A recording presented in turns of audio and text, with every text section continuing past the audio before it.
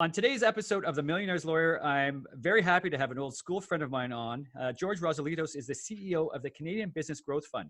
We go way back to university days. Maybe we'll start from there. George, say hi. Tell us what you did subsequent to university. Thanks. It's great to be back and chatting again, professionally this time. Uh, after Queens, I joined Ernst & Young. I decided I wanted to pursue my CA. It was the CA at the time. Now it's called the CPA. I spent 4 years with Ernst & Young, ending it as a manager, and then I decided that I would do something different. After that, I went back to school. So I decided to do an MBA in marketing at Northwestern in Chicago. And then decided I didn't want to do marketing and joined a private equity fund called Harrison, which was back in Toronto, back There you in the go. early 2000s. So schooling completed, a little bit of work experience at E&Y, and then you're right into it. What were you tasked with doing at Harrison?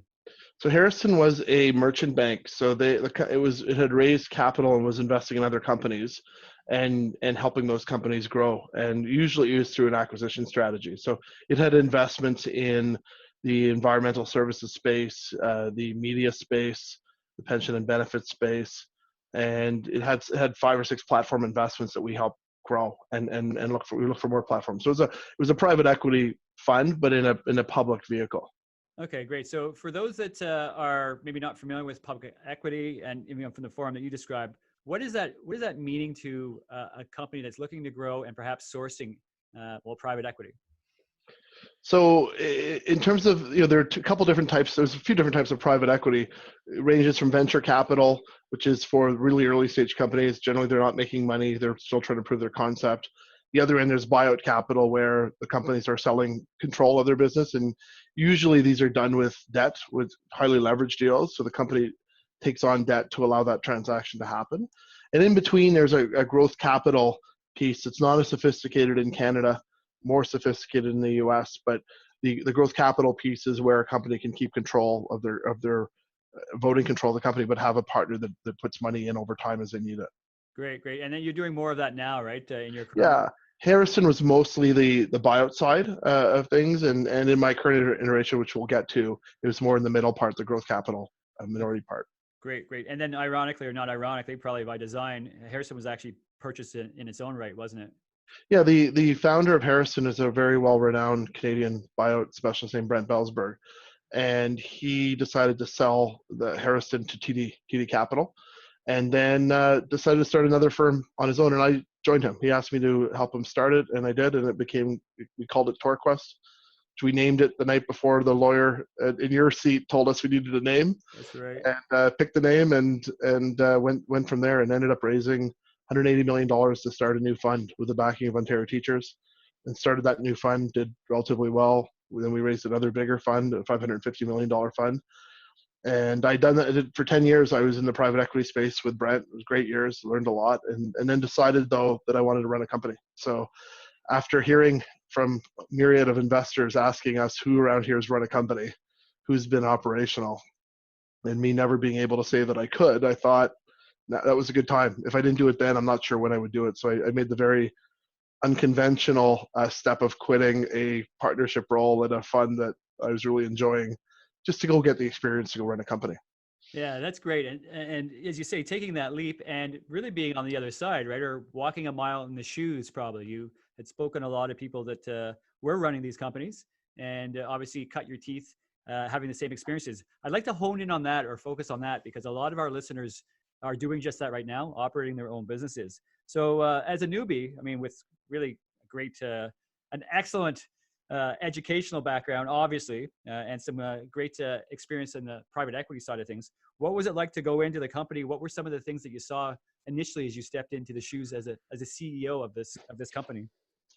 Well, I didn't pick an easy one, that's for sure. It was a public company that was a turnaround situation. So the company was losing quite a bit of money, burning cash, had been previously started by a founder who was a great visionary, but was put into a public situation where a lot of the right controls and processes weren't implemented, and the company just got ahead of itself and started burning cash and started losing customers and getting into lines of business that weren't profitable. So when I signed up, I invested my own capital. The board put me in to help turn it around, and and it was difficult. There's expenses that weren't properly scrutinized. For example, the auto fleet, we were able to cut the expenditure on the auto fleet by half just by Wow. doing some rational decision making and rationalization on it. We unfortunately had to cut back the number of people. We kind of more than halved the business, and which was difficult. We cut every unprofitable business line that we had, there was about 4 different business lines that weren't profitable, and we really honed in on the one that was, which was the security and technology space, and really doubled down on that vertical where the customers are really, really grateful for the service and willing to pay for it. And we really focused our marketing efforts and our sales efforts on that piece, and it ended up being successful. It took about 12 or 15 months to get to break even. And then we started to build it back up from there. We started really hiring into this division that was growing, and grew it organically quite a bit, and then decided to make some acquisitions, which is what was my comfort zone essentially. The first part Yeah. wasn't my comfort zone, but this was more my comfort zone, and we made 4 acquisitions over 3 years, and the company quintupled in size and made money and paid off all its debt, and it was a successful fun story. And but I learned a lot in terms of it's a lot easier to start a culture from scratch and do it the way you want it versus inheriting one that's not really working and trying to fix it. And people unfortunately are often the blockers of culture, and you need to figure out the ones that are the ones that represent the culture that you want, and really promote those people to leaders, and lead by example, and really transform the culture over time. It doesn't happen instantly, but over that 6-year period, we really transformed the company. Yeah, yeah, I can appreciate that. We spent a lot of time on this podcast talking about that successful culture, or that culture for success. It's interesting, as you went in, as a new CEO, but with, as we said, a great deal of experience, and it sounds like it was by virtue of that experience, you really rationalized what was occurring there, right? And I assume a lot of it was from your accounting background and working with the other companies to figure out what were the areas that could lead to the growth that was required, right, for the future success of the company. In hindsight, I think one of the big differences, and you're right, I wasn't prepared in any formal way for the role other than the various related background experiences I've had. But end of the day, everything's rational, and looking at little micro problems and making good rational decisions over and over and over and over again, the boat turns towards the right answer essentially. And so, it's not, I think it's a misnomer when people think that there's going to be some aha moment and everything, you're going to go down a path and everything will be great. It's really thousands of micro decisions that if they've made rationally, that stack on top of each other, guide it to the place where it's a better company. And if you hire people that think that way and work that way as a team, I think then you get the knock-on effect of that, and a company can turn around pretty quickly. That's I mean, you put it together so well there, George. I constantly saying it's building up that foundation, right? One brick at a time, all the different pieces to make sure that it amounts to something in the end. And that's clearly Yeah. what you're able to do there. You kind of answered, I think, by what you just said, my next question, which was specifically as to culture. So you identified those that had the type of culture that you want. I think you in part just described the type of culture that you look for. But can you give a voice to, or speak specifically to somebody that's thinking about the culture that they might have at their own company, and perhaps it might need to shift, or somebody in an earlier stage that's now building up their team and looking to define a culture for that team? What would you suggest to them as advice for the way to offer a culture and have others buy into it? It's a great question, and I really had to spend a lot of time on that before we started this current iteration of Canadian Business Growth Hub, which we'll get to. And I reflected on it quite a bit, and then I've seen, being in the private equity business, we look at businesses constantly, and we're constantly looking at business cultures and operations and styles, and I lived in one in Harrison, I lived in one in Torquay, the Ernst & Young big company culture. I've seen that. So, yeah. I've seen a money losing turnaround culture, and how we had to hit rock bottom before we could bring it back up. When you're cutting and reducing staff, it's a tough situation. And so I've kind of combined all of that and thought through the culture that I wanted in my next fund. And it really, I think you deliberately should be choosing what you want in your culture and thinking before you make the first hire, think it's really important to think through exactly what the values will be of your firm and hire people with that value set. And maybe doing a formal exercise to determine that is a good idea. We did that early on in our new iteration. And when we hire people today, we're staring at their resumes and then meeting them and listening to them, and we're trying to figure out, do they fit into our firm's values? And I think if you do that early, it's a much easier way to go about it than to fix it later, Yeah. which is just a nightmare usually to go backwards and try and change. Well, you're hitting it on the head, George. It's being aware of that culture, because you're going to get one. It's just a question of as to whether or not you've actually shaped it yourself or it's happened by happenstance, right? Yeah. You went through a formal process then So for so your I, current. I yeah so I informally went through and thought kind of what the characteristics were of the people that I wanted to hire. After our first few hires, we then, as a firm together, so we had consensus amongst our management team, and actually formally did a 2-day offsite facilitated where we worked through and determined what we thought our 5 core values should be. What And it are was the very effective. what are the 5 core? So it's partnership and integrity. Um, um, I have them all in front of me. Hold on, I have to pause it. I see you're checking the tattoo on your arm right now. Yeah, no, but it's integrity, partnership. It, uh, you have to edit this part Yeah, out, but yeah. accountability, passion, it's all on our site. But we went through it like really, George, like take a really second deeply. if you want to. We can edit any of this, right? So I'll go Yeah, back to the spot where I asked the question, or I'll ask it yeah, again in a way. It's just because people listening, this is the stuff where we talk about what the values are, of course, yeah, having the value system in place, but then actually what they specifically are, because they'll be like, yeah, I got to do that, I got to do that, I got to do that, right? yeah. Let me pull them right off now. I'll read them to you. Perfect. Of course, if we do anything here, we can edit as well. Yeah, here we go. So, yeah, Okay, so wait. Let me lead in again. sure. Uh, Great. George, I hear you saying culture is everything, and you spend time cultivating your own culture. You've done it formally for your current firm. Can you talk to me where you landed, what you arrived at in terms of a firm culture? What are the things that you espouse on a daily basis? Sure. So the way we went about it is that as I mentioned earlier, I thought about the general terms what we want our values to be. We built our management team for the first 4 or 5 hires in that regard more informally, and then because I wanted buy-in for my management team, we did an offsite session with a facilitator where we spent 2 days working through what do we think the core values, what are our personal core values, what do we think the core values of a firm like ours should be, what do we think the core values of our ultimate clients, which are the investee companies, should be. And we went through an exercise where we started with 50 words, worked it down to 30 to 10, combined them 5, and we got the 5 that we all bought into. Unanimously, we agreed that these were our values, and they are integrity, excellence, accountability, partnership, and passion. And we thought that each of those 5 together encapsulate what we want to be as a firm. Oh, that's great to, as we said previously, to consciously, focus the attention that way. And then in so doing, through efforts, it becomes, doesn't it? It is something that obviously now permeates your organization.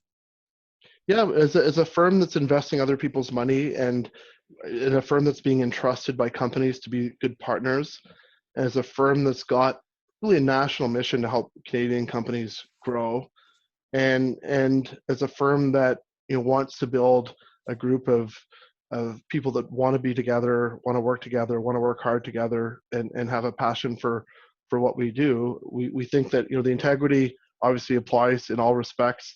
Excellence, we need to be good at what we do in all respects. We need to be accountable to our own people, to our investee companies, to our shareholders.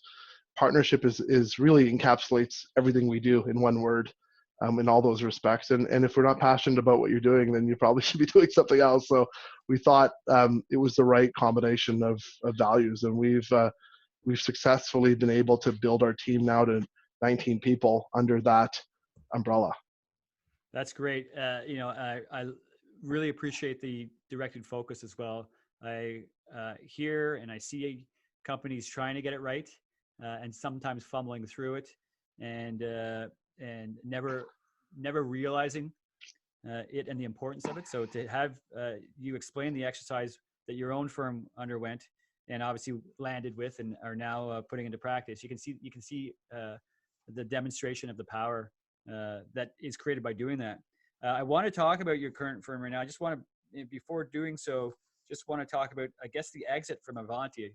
Millionaires Lawyer, we work with a lot of people to, create an exit opportunity for them. So can you talk about, I guess, your own exit from Avanti before we talk about the Canadian Business Growth Fund?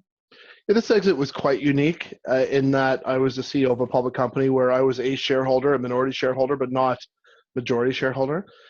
And so the way that this happened is, and obviously there's public markets and public trading. And so when my eventual investors in this new fund approached me to come and help them start this, I decided to do it and over a weekend, and met my board over a weekend, and we decided, inform them. We announced it. We press released it before the markets opened, and then we started the 90-day process to find my successor, in a process in which I participated. So we hired a search firm, found my successor, put them in place. I helped them get oriented, and then stepped away from that 3 months later to help come and start a new fund. Did you venture yourself? So I kind of replaced myself, and then I exited because I didn't want to have a conflict in investing in other like companies. So I exited my shareholder position shortly after. That's great. It's great. I mean, there's always got to be an exit. Yours is, as you say, perhaps a bit more unique given the nature of the transition, but certainly one, like we said previously, that was thought through and planned. And obviously that's an important component for success in any exit strategy. So let's get on to the Canadian Business Growth Fund, and sort of similar thinking, similar questioning, because it's interesting. Here you are again, launching really something that's new. I think it's, and I think you'll speak to, it's modeled perhaps on other things that you've seen, but this is a new venture that you've been involved with creating.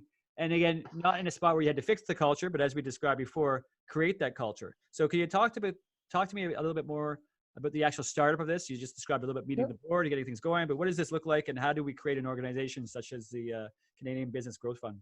Absolutely. The origins of this fund date back to a 2016 report by the Minister of Finance's Economic Advisory Council, whereby they were looking at ways Canada could be more competitive and suggesting potential policy or private sector ways of creating a more competitive Canadian business environment. And one of the things that they really fell onto was that the fact that in Canada we have this lack of growth capital. So as we talked about earlier, we have the beginning parts of capital. The venture side is starting firms. We have the bio capital where we're selling firms, but we're not doing enough to take small companies and make them big.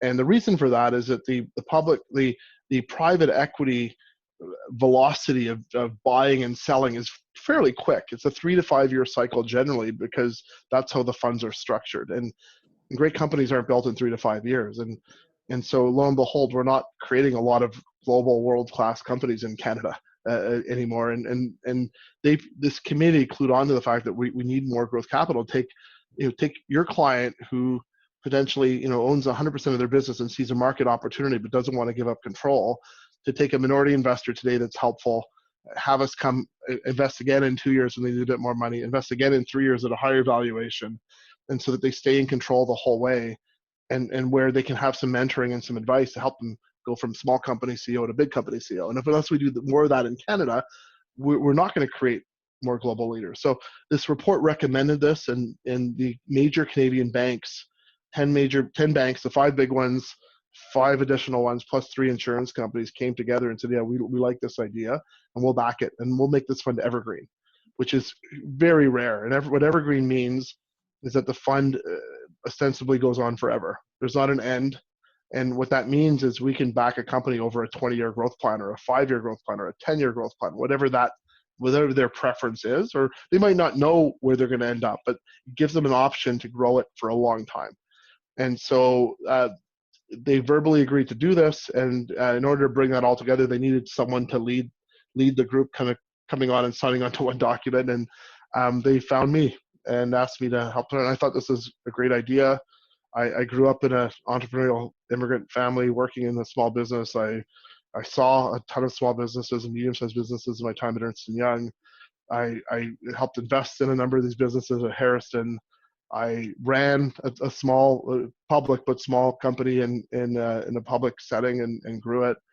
And this could have played into all my passions and interests. And I thought this would be a great idea. And I got to start something again, just like I helped Torquest get off the ground. And so the chance to start your own company and culture from ground zero was something I couldn't pass up. Yeah, yeah, and as you say, shape it in your own for that future success, or for the future success there. With for people listening that might be sitting there saying, I'm a company and could use some help here. I might own 100% of the company. As you say, don't want to give this control. What type of criteria do you look for your investments? So we look for companies that have a certain proven model. We're not a startup investor, and we notionally call that about $5 million of revenue. It's a company that's built up to some point, has some employees, has got a proven business model, and has a market opportunity where they want to execute. And that market opportunity could be buying a competitor, could be opening an international office, could be adding product lines, could be increasing their marketing and branding efforts, or a combination thereof. And also an entrepreneur that wants to stay in control and execute versus selling out. And we've invested in 8 such companies in Canada in our first 15 months in business. I should go back and say that combination of that process of these 13 institutions coming together resulted in a fund of $545 million, with future commitments expected to get to $1 billion, all for the Canadian middle market. And we're investing $3 to $20 million in growing Canadian SMEs. And we've invested in 8, and they range in industries, they range in locations. And what we would say the commonality here amongst the entrepreneurs we're backing is that they're onto something. They've created a business that's growing, and they have a bigger opportunity they want to take advantage of before someone else does. They want a minority partner. They don't want to give up control. They do not want to be forced to sell their business. So they want a partner that can be with them and leave them in control of an ultimate exit or not. And they want help and advice. And lastly, they preferred a Canadian partner because they're more familiar. They can learn more about us quicker. They can check out that partner. Reputation matters more here in terms of Canadian on Canadian deal. And all of our 8 investments share all of those factors. Yeah, and that's a nice way of summarizing of those 8. I guess you say a variety of industry, a variety of locales. 8 is only a fraction of the funds that you've got available. So clearly you're still searching for investments. What's the typical turnaround time? I guess it's been 15 months. You've made eight investments, so maybe I can do the math myself there. As you inflow projects, how do you prepare the entrepreneur for what the uptake might look like? It's interesting. That 15 months includes a startup from a standing start. So we launched last June with kind of a skeleton team, a brand, a name, and that we were in business with a closed fund. And then we started our outreach and marketing efforts. And so we have done 8 transactions. We've invested an average of about $10 million per transaction. We've already had one of our companies do a follow-on investment that we've put more money into. And in all cases, we close our investments approximately 6 weeks after we sign a term sheet. Wow, So 6 weeks after you funded. That's yeah. Maybe speak to what that looks like in terms of industry, because even that is compelling.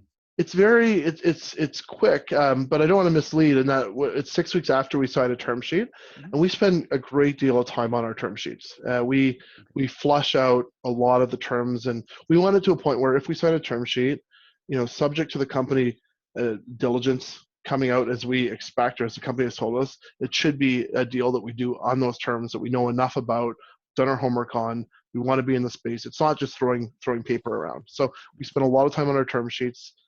Any of the fine print that sometimes comes up in private equity deals at the end doesn't happen with us. It's all in the first document. It's all in the term sheet. We put it in big points. As the minority investor, we need certain minority protections, and I don't know a minority investor that doesn't seek some, and we just have it all on one sheet in big type. Here's what we need. We explain it. We explain the rare situations where things could come into play. and there's no misunderstanding between the term sheet stage and the purchase and sale agreement. So that's the way we go about business, but it's quite different than other firms where they're more apt to put term sheets out and diligence multiple deals and pick the ones that they want. We don't play that in that space. And so in the 6-week turnaround time is quick, but once we decide we really want to work with a company and get to a term sheet stage, we put all our resources on it and try and get done as fast as the company can handle. Sometimes the company says that's too fast. I'd rather do it over 8 weeks. That's okay, but we're not going to be the ones to slow it down. That's our goal. That's pretty unique in that regard, as I think you alluded to as well. Various aspects of what you just described. In part, the timing, and secondly, the process. I mean, I've worked with many groups that have come in and caused the entrepreneur to spend a great deal of money and disrupted things quite a bit, and then ultimately decided not to move forward with the investment. You guys are in a spot where I think you're committed earlier in the process with a view to getting the deal closed earlier than others might be as well. Yeah, I mean, I was going to say, having been on both sides of the table, I understand how disruptive a fundraising process can be. Yeah. And our goal is to do right by the entrepreneur in all respects. And this is one of those areas where, if it takes 16 to 20 weeks to fundraise, they're off their business. The CFO is not focused on the growth. The CEO is on the road selling. So often in the months preceding a fundraise, the company gets off track. And we don't want to contribute to that. And so part of our business model is let's be expedited, let's be efficient. We still do our full diligence, but we do it in a condensed time frame. Yeah, no, that's great, as you say, because you're sensitive to some of the factors that the entrepreneur may be facing. I mean, again, you've walked a mile in the shoes. Let me ask you: is it expensive money, or how's the money priced versus what some of the others offer?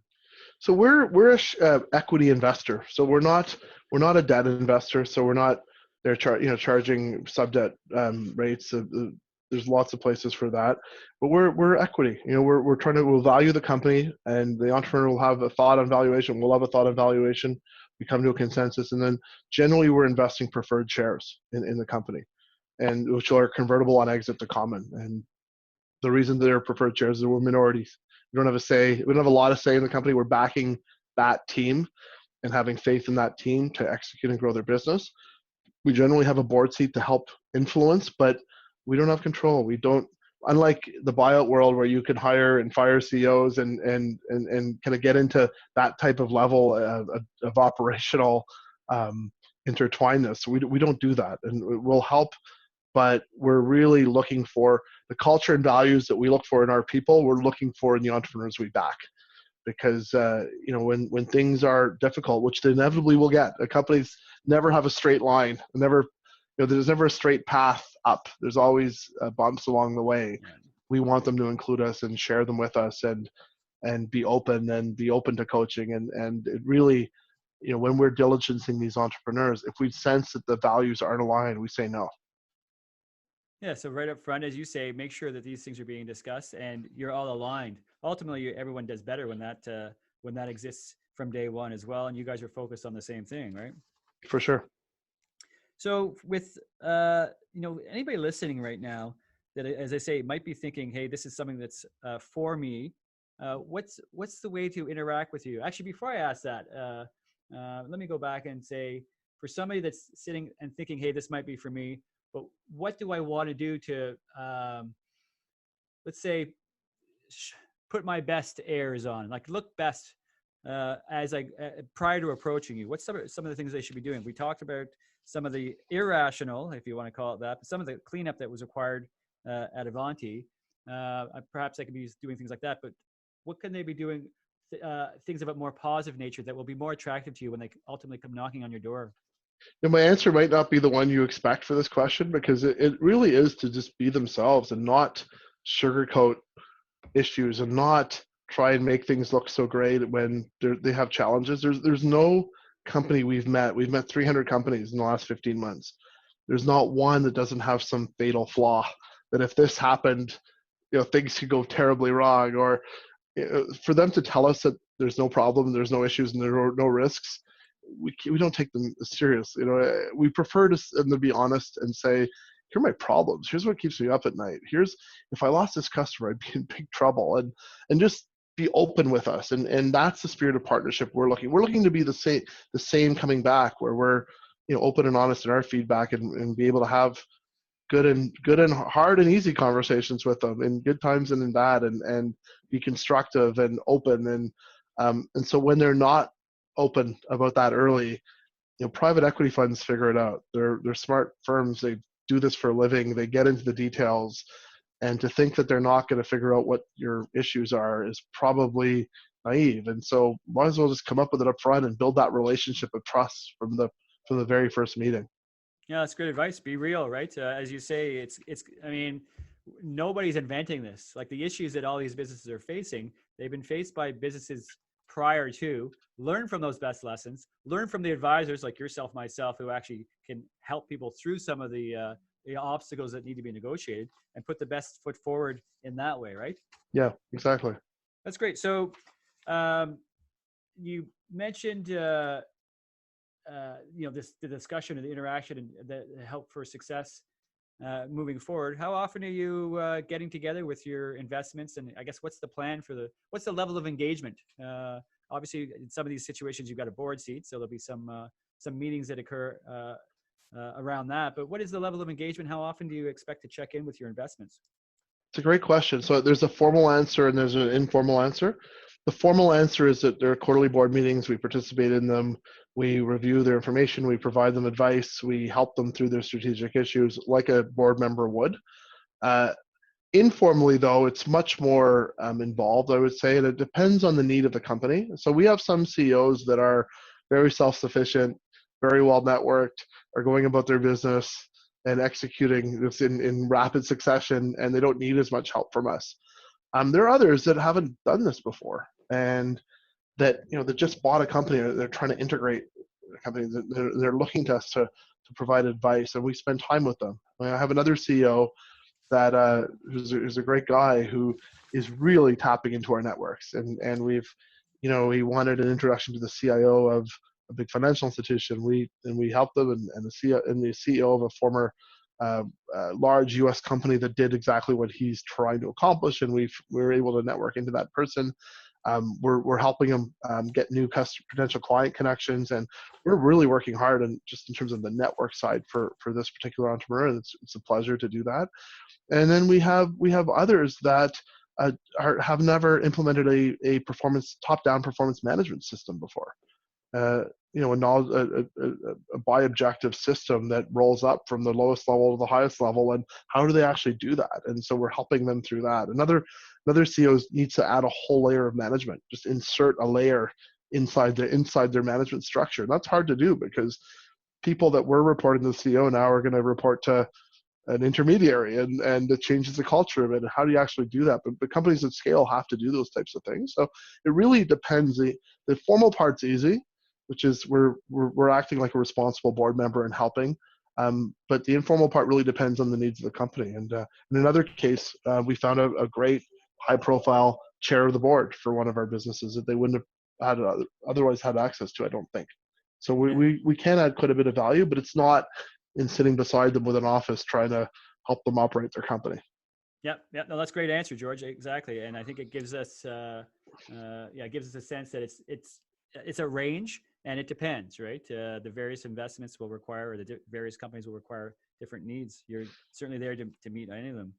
So getting back to where we were starting on previously, I mean, if somebody is listening and thinks, hey, like George, like the people that he went to school with, and want to talk more, or want to see if we can get involved or explore the Canadian Business Growth Fund a little further, how do they get in touch with you? What does that process look like?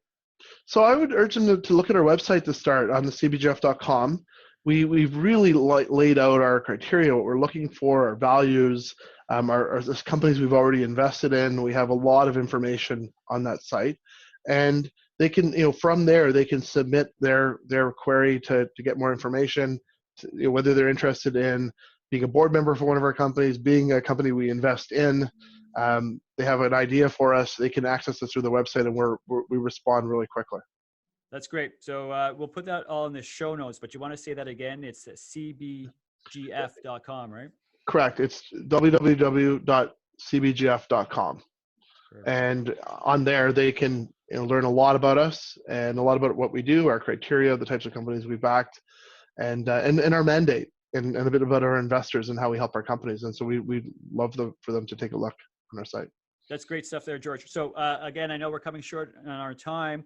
I like to leave these podcasts with, I gotta coin a phrase for this, but nuggets of advice, something for somebody that might be listening, likely an entrepreneur that's started one or any number of companies, but is in their seat behind their desk right now, thinking about what they need to do to take their company to the next level with a view to exiting it someday in the future.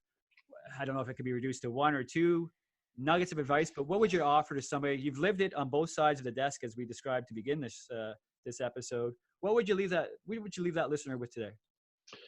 It's a great question. I would say that, there are two, there's a lot more than two, but two really important decisions to make. One is, do they want to grow this business that they have to its full potential, or is growing it, within the constraints they have today, growing it a bit slower, but under control, where they own it all, making good money. But is there a risk that someone else will come and take your customers because they're doing it bigger? And if you can make that determination of whether you're going to go at it or stay, or you're content with your current growth pace. And if you're not content and you think you really want to go at it, you need an outside investor to help you. And then what I would say is the fork in the road there is do your homework. And there are a lot of ways to raise capital, from debt to sub debt to early stage private equity, to sell the whole company, to keep a small part, you sell control, keep a small part, to sell a minority stake. Every investor is different. Every investor has a different philosophy. Do your homework. Find out the other companies they've invested in. Talk to those CEOs. Find out the ones that went well. Find out any that didn't go well. Really, you're taking on a partner. So you're taking on a family member as an investor, especially if they haven't done it before.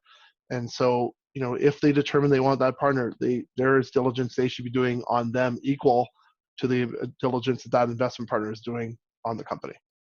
Now, that's great advice. I mean, any entrepreneur should be thinking about some of the things you just described, right? A big one being prepared, doing your homework, working hard, and thinking about the growth of the future. If you don't have a goal or an end goal in mind, well, it's unlikely that you're going to get somewhere out of it, but you don't know where you're going to be. It's better to be focused on where you actually do want to be, and then work with those that can help you get there. Yeah, you have to start with a strategy. It's a truism, but you've got to start with the strategy. And if that strategy needs an outside partner, you have to make sure you get that partner right.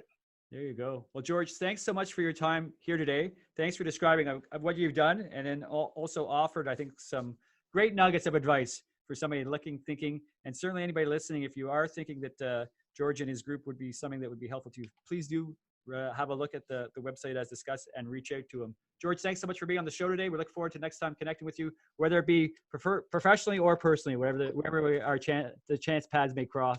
Both are good with me, JP. Thank you very much. Really appreciate it. Thanks so much, George. All right.